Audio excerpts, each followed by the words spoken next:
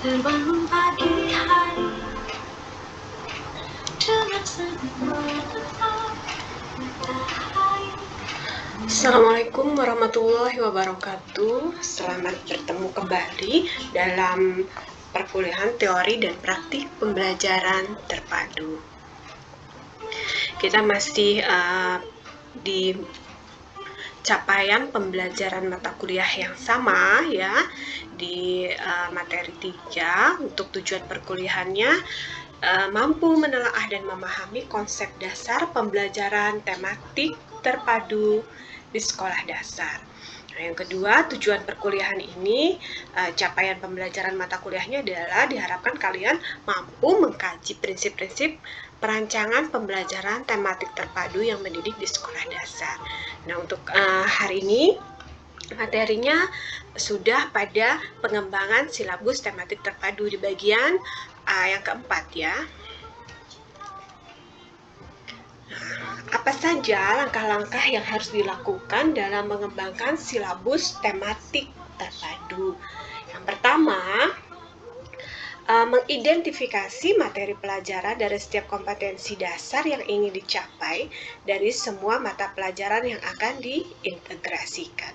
Jadi mengidentifikasi materi-materi yang dapat diselaraskan ya dalam satu tema pembelajaran terpadu di sekolah dasar.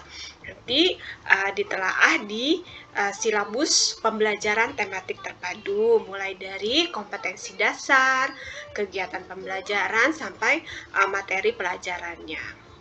Nah, kemudian kegiatan berikutnya yaitu mengidentifikasi tema-tema yang menarik bagi peserta didik, lalu memilih beberapa tema tersebut yang akan dijadikan sebagai tema pembelajaran.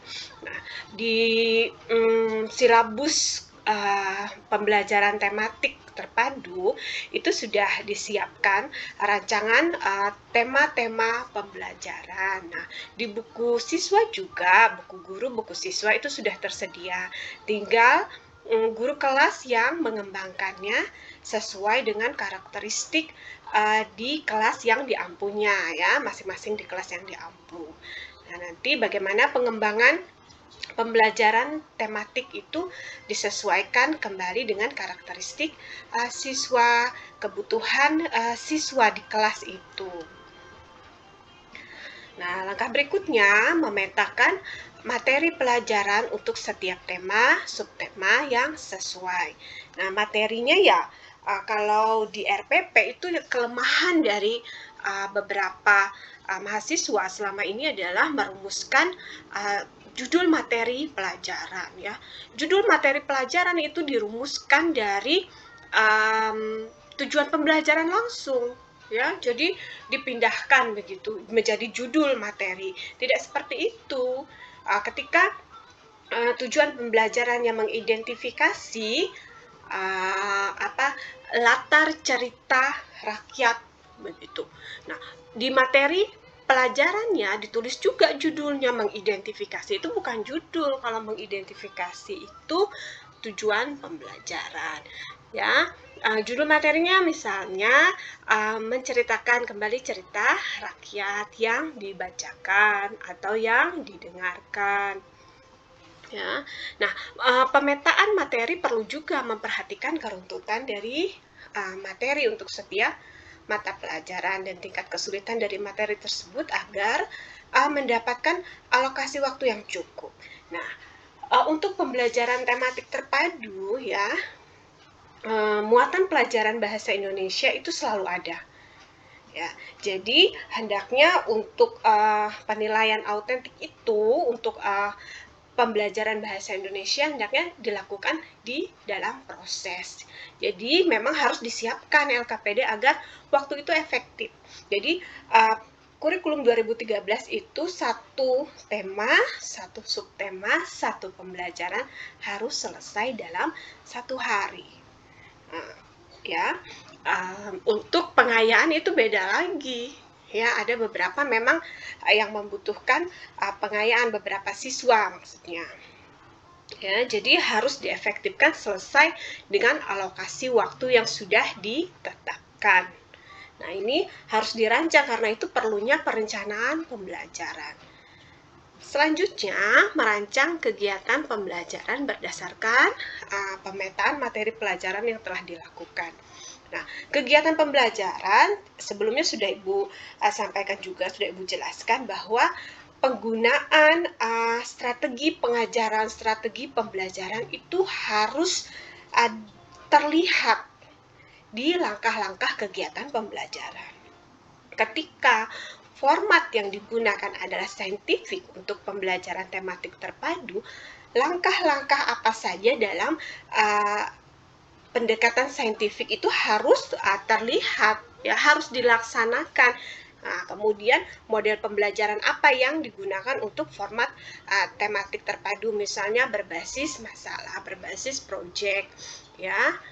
Nah, ketika berbasis proyek, sinteksnya seperti apa? Langkah-langkahnya harus jelas. Nah, pilihlah strategi pengajaran yang tepat juga untuk pembelajaran dalam model berbasis proyek tadi. Misalnya untuk bahasa Indonesia, proyeknya apa? Ya, menulis pantun. Untuk IPS, proyeknya apa? Yang selaras dengan tema pantun yang ditulis itu. Ya, kemudian SBDP membuat apa begitu dari pantun itu, misalnya pantun tentang kesenangan, ya, misalnya senang dengan pemandangan, ya, senang dengan pemandangan alam, senang dengan gunung, pantai, sungai, ya, tentang pantun itu atau tentang puisi itu. Nah, di SBDP misalnya melukis tentang pemandangan alam, di IPS-nya tentang peristiwa menyenangkan, jalan-jalan ke pantai atau ke kebun binatang, boleh, ya. Nah, ini alokasinya waktunya harus cukup, kemudian rancangan kegiatannya itu harus jelas dan harus selaras pemetaan materi pelajaran yang dilakukan nanti. Nah, langkah selanjutnya mendesain penilaian yang akan dilakukan, ya, untuk proses pembelajaran yang telah dirancang berdasarkan tema atau subtema yang telah diajarkan. Desain penilaian itu harus selaras dengan IPK. IPK, indikator pencapaian kompetensi, kemudian muncul di tujuan pembelajaran. Tujuan pembelajaran inilah yang akan menjadi konten dari pelaksanaan pembelajaran. Apa yang akan dilalui siswa dalam satu pembelajaran itu ya harus sesuai dengan IPK dan tujuan pembelajaran tadi. Yang dievaluasi pun harus sama. Ya, ketika keterampilan berbahasa, rubriknya ada untuk keterampilan, ya, untuk psikomotor yang afektifnya sudah disiapkan, tinggal dipindahkan ke RPP, tinggal dikembangkan dalam perangkat penilaian, ya. Nah, untuk evaluasi pengetahuannya boleh secara otentik di dalam proses, boleh di akhir, ya. Tetapi sekali lagi disesuaikan dengan waktu, dengan alokasi waktu. Yang sangat penting diperhatikan adalah penilaian. Penilaian harus sesuai dengan tujuan pembelajaran. Ketika tujuan pembelajaran tadi mengidentifikasi latar dalam sebuah cerita rakyat, mengidentifikasi tokoh dalam sebuah cerita rakyat, ya, dalam teks cerita rakyat, jangan yang dievaluasi itu tentang amanatnya, ya, kemudian tokoh dan penokohannya, walaupun itu sama-sama berkenaan dengan unsur intrinsik dari cerita rakyat itu, ya. Tidak boleh sesuai dengan IPK, sesuai dengan tujuan pembelajaran. Bu, boleh nggak kalau dikembangkan tujuan pembelajaran? Boleh ketika alokasi waktunya cukup. Kalau tidak cukup berarti tidak efektif. Ya, tidak boleh nanti di pembelajaran 2 pasti muncul akan selesai unsur intrinsik tadi. Ya, ada 8 unsur intrinsik di pembelajaran 1, 2 unsur yang dipelajari. Di pembelajaran 2 unsur lagi, sampai nanti selesai di sepanjang pembelajaran, misalnya di 1 bulan begitu, ya. Nah, itu pasti terpenuhi 8 unsur intrinsik itu, ya. Jadi tidak harus dikembangkan dalam satu pembelajaran, kok belum ya, makanya ditelaah silabus itu. Karena tematik terpadu itu materinya selalu berkelanjutan sampai selesai, ya, sampai komplit begitu pemenuhannya. Nah, kemudian melaporkan hasil penilaian sesuai dengan kompetensi mata pelajaran yang telah dicapai.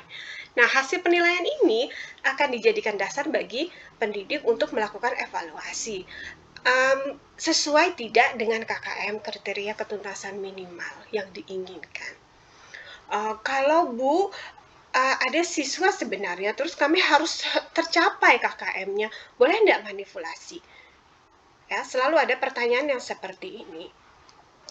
Pencapaian hasil pembelajaran dalam hal ini adalah peserta didik yang mencapai sesuai dengan IPK dan tujuan pembelajaran tadi.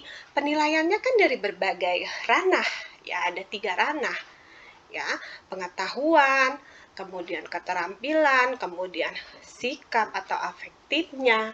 Nah, untuk manipulasi, kalau Ibu katakan itu bukan manipulasi, karena kita harus menilai siswa dari berbagai sudut, ya. Penilaian itu harus dari berbagai sudut, ya. Harus menghargai siswa itu berdasarkan minat dan bakatnya. Ketika siswa, makanya pembelajaran di sekolah dasar itu kan tematik, ya. Ada beberapa muatan pelajaran dalam satu pembelajaran dan satu hasil evaluasi. Ketika siswa satu itu memenuhi keterampilan menulis puisi, ya, teman yang lain, siswa yang lain itu memenuhi PDS, BDP, dia saling melengkapi nanti penilaiannya. Nah, yang terpenting adalah pembentukan karakternya. Ya, jadi jangan terlalu dicemaskan bahwa kalian gagal sebagai guru, tidak. Ketika kalian sudah melakukan strategi pengajaran yang tepat, melaksanakan pembelajaran dengan baik, dalam hal ini memberikan materi yang sesuai, pelaksanaan pembelajarannya sesuai, tidak usah khawatir siswa tidak mencapai itu. Kita berikan semuanya, kita berikan segalanya sesuai dengan kompetensi dasar yang ingin dicapai, ya.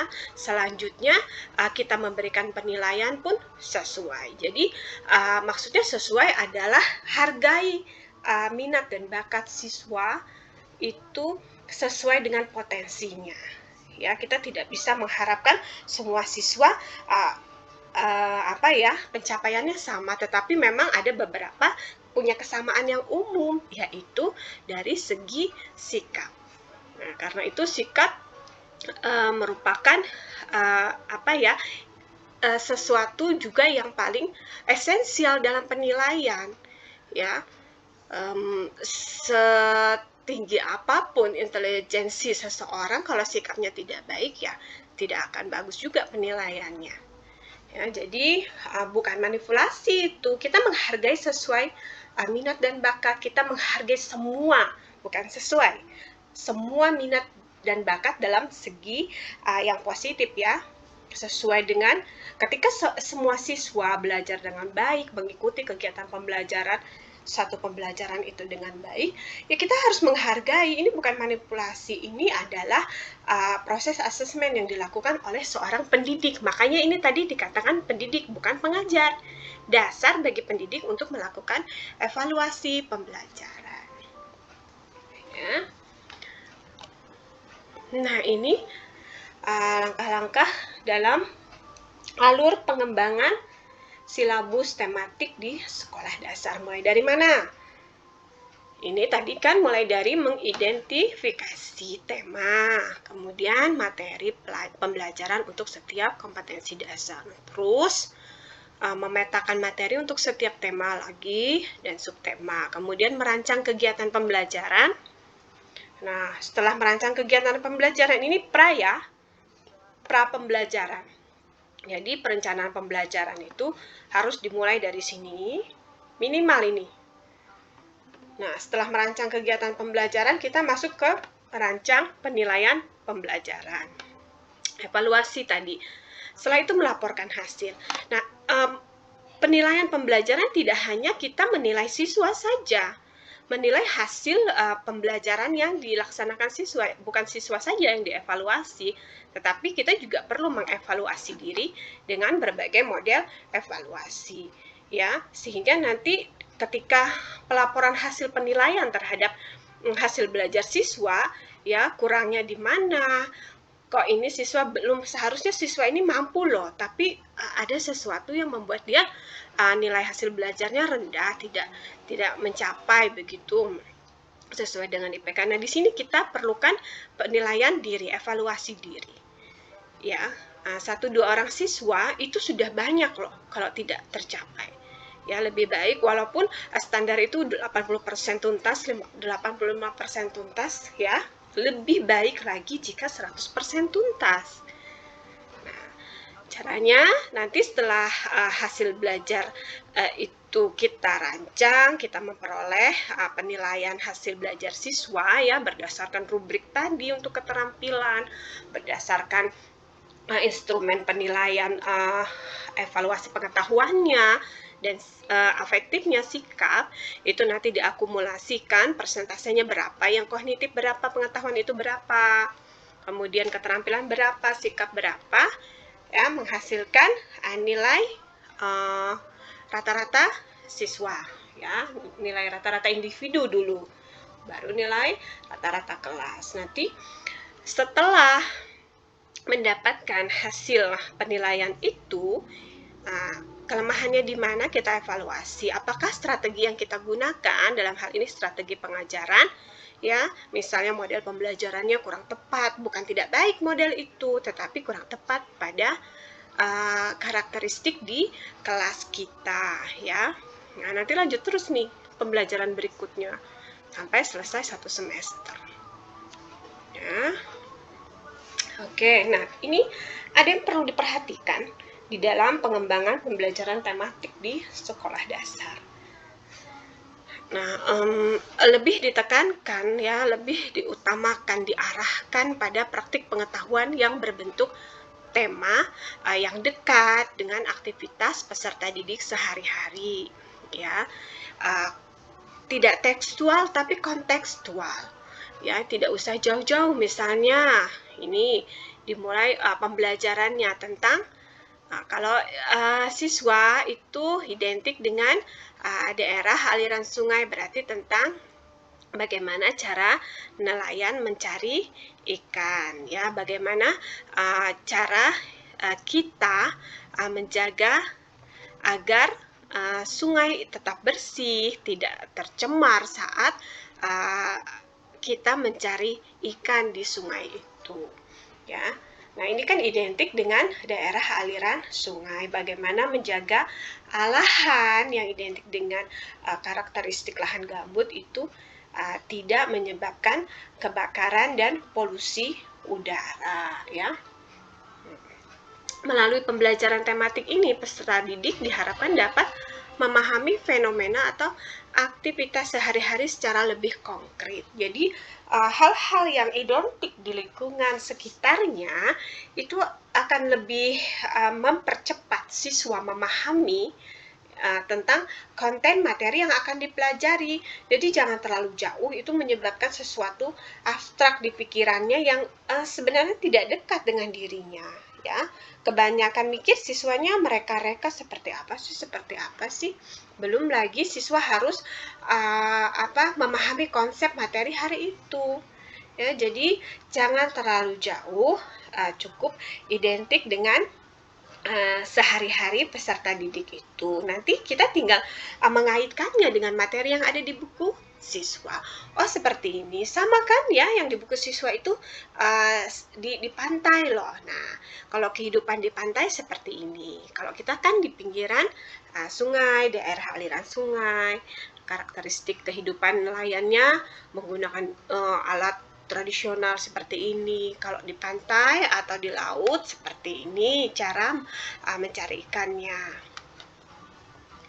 Nah, kemudian yang perlu diperhatikan lagi adalah melalui praktik pengetahuan yang tadi sudah kita bahas, diharapkan akan tumbuh sikap religiusitas dan etika sosial dalam hal tanggung jawab peserta didik dalam memahami fenomena dan aktivitas peserta didik. Ya, jadi ada rasa toleransi, sensitivitas dalam hal yang positif ya terhadap lingkungan sekitar dari berbagai fenomena yang ada ya. Oh, ternyata ikan yang selama ini kita makan tidak mudah mendapatkannya ya. Ibu pergi ke pasar membelinya itu tidak serta-merta ikan langsung ada di pasar. Langkah-langkahnya nelayan bagaimana berangkat di malam hari, di sore hari harus menyiapkan peralatan memancing, menjala ikan seperti apa ya. Nah, ini harus apa ya, punya rasa sensitivitas yang tinggi dengan lingkungan di sekitarnya dalam melalui proses pembelajaran tematik terpadu ini. Kita perlihatkan berbagai fenomena yang ada di sekelilingnya ya. Nah, yang juga perlu diperhatikan bahwa pembelajaran tematik di sekolah dasar itu menekankan pada proses pembelajaran yang tidak semata melakukan aktivitas, katanya.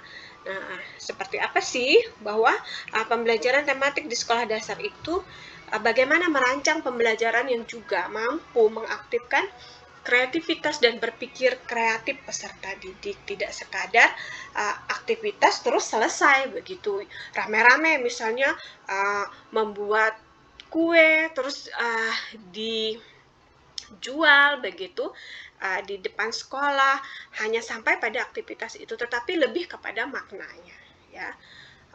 Makna atau kebermanfaatan untuk pembentukan karakter dalam diri siswa, termasuk juga karakter yang humanis ya. Bagaimana merasakan teman yang kurang baik nasibnya harus membantu orang tuanya berjualan, membuat kue begitu ya. Tidak mudah menjadi seorang atlet, dimulai dari aktivitas latihan fisik yang sederhana sampai yang berat begitu ya. Nah, ini harus dikenalkan, tidak sekadar melakukan aktivitas biasa saja, tetapi kita mampu membentuk siswa mampu berpikir kreatif, berkreativitas ya.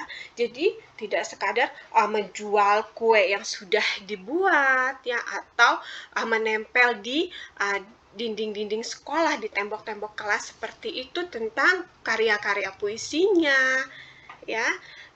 Lebih dari itu, kebermanfaatannya apa sih ya, makna dari puisi yang dia tulis apa sih, makna dari berolahraga itu apa, antri ya.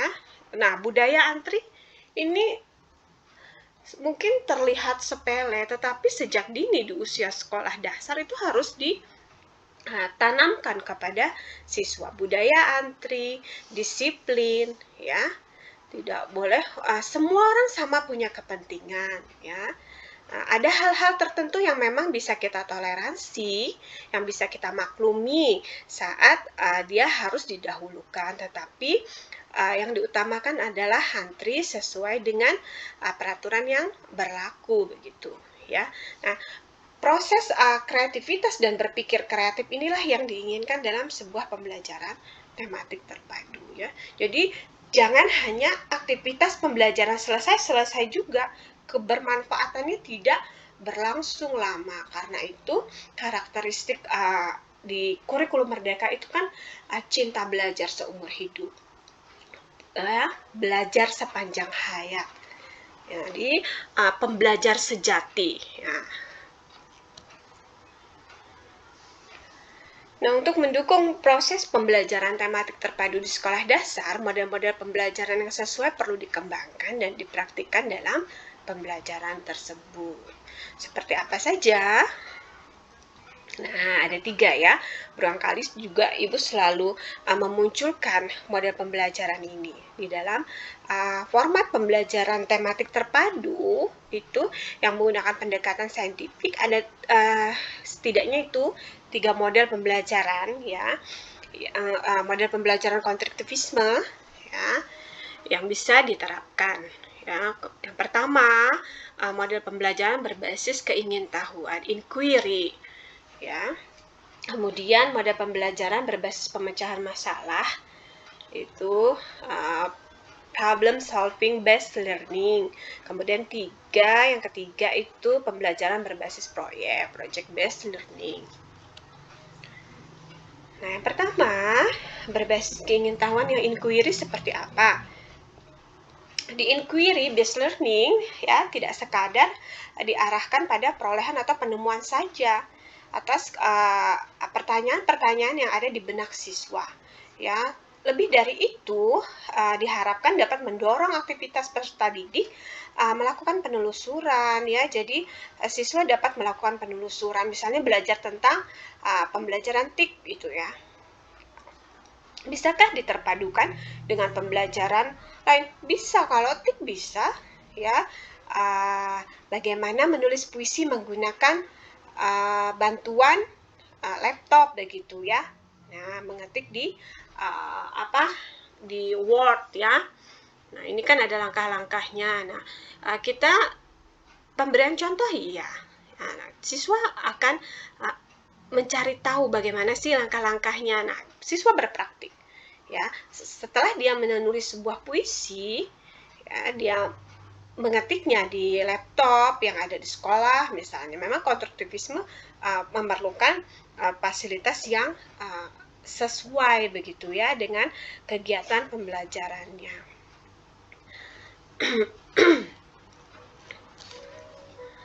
Kemudian yang based learning, problem solving based learning, yang pemecahan masalah seperti apa?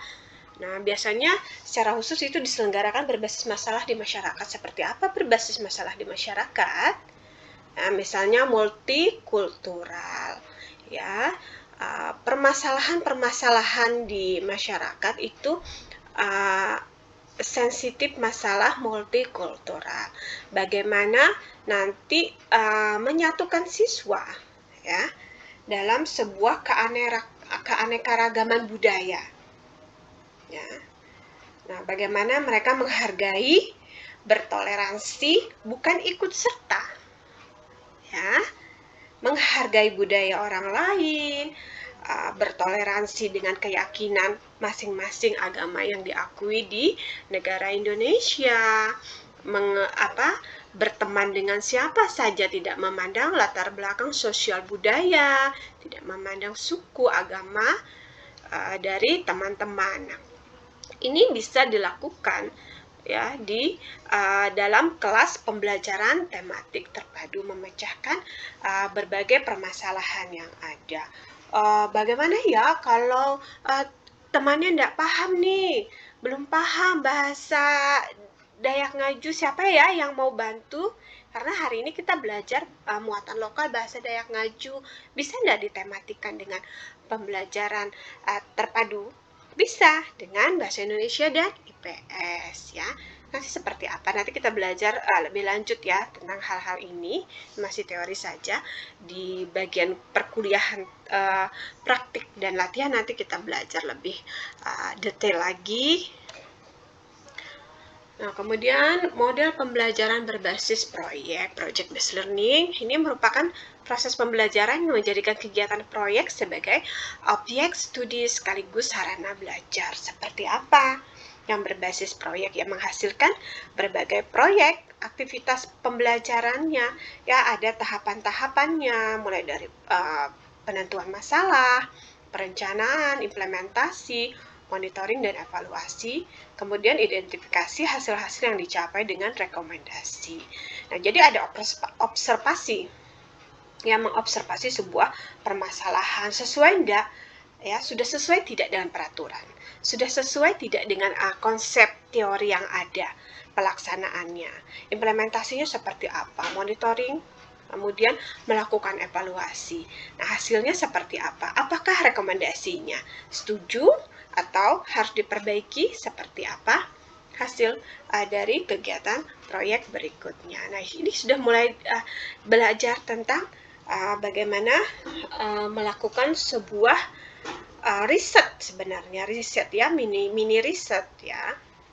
Nah, nanti boleh bisa tidak berbasis proyek ini hanya di dalam kelas, tidak di laboratorium, tergantung dari kompetensi dasar yang akan dicapai, ya. Nanti disesuaikan. Nah, Ibu inginkan nanti di tematik terpadu ada 3 model pembelajaran ini, ada 3 kelompok yang akan menyajikan pembelajaran tematik terpadu. Nanti kita pilih ya beberapa temanya, kelas juga nanti semua harus lengkap, ada 3 model ini nanti penerapannya ya. Oke, cinta belajar sepanjang hayat. Kita masih belajar terus dan terus ya. Ini beberapa referensi, masih sama referensinya seperti materi-materi sebelumnya. Ya, nanti kita bertemu di pengembangan perangkat pembelajaran tematik terpadu, dimulai dari telaah silabus tematik terpadu. Ya. Terima kasih atas perhatiannya, tetap semangat, ya, sehat selalu. Karena kita setelah ini masih akan melanjutkan perkuliahan secara praktik ya, ada latihan, penugasan ya, kita akan bertemu tatap muka di kelas untuk melakukan praktik pembelajaran tematik terpadu yang diawali dengan menelaah silabus tematik terpadu, kemudian kita berlatih untuk melakukan desain perangkat pembelajarannya seperti apa rancangannya dengan 3 model tadi ya.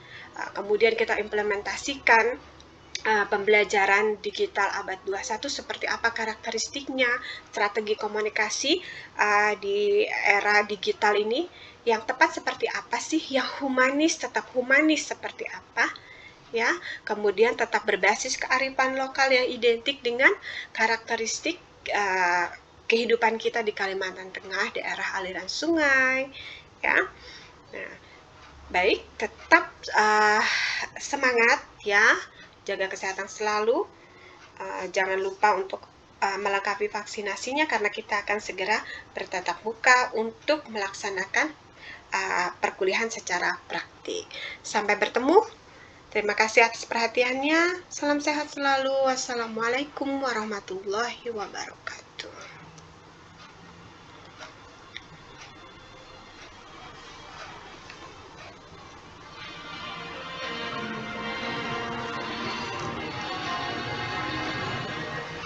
Di suatu hari tanpa sengaja kita bertemu. Aku yang pernah terluka kembali mengenal cinta. Hati ini kembali terbuka. Senyum yang hilang, semua itu karena